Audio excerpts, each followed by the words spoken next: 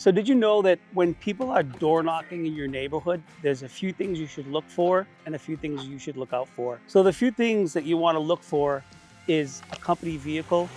You want to see a branded vehicle, pretty important. You don't want to see just a white van, that's kind of sketchy. What you do want to see also is clothing with the company logo on it.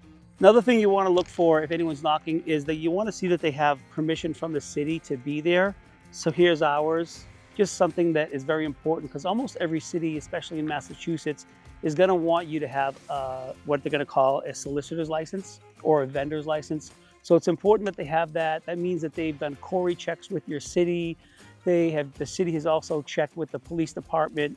You know, they're not only their Corey checks, but the type of company they are and whether or not they're a real company. So there's a few things that you have to prove. And when someone's going to your house and knocking on your door, they're going to look for damage that you may have, and then they're going to suggest to you a replacement for that damage or maybe even a repair. But one thing when knocking doors, if you have a no soliciting sign, that person should never knock on your door.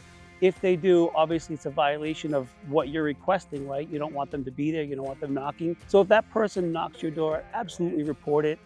People that are professionals know better. They know not to knock your door if you have a no soliciting sign.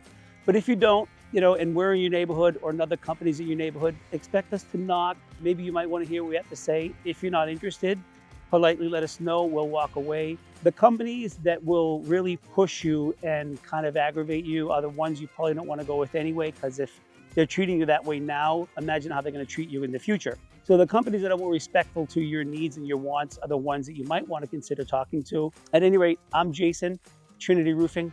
Protect your nest.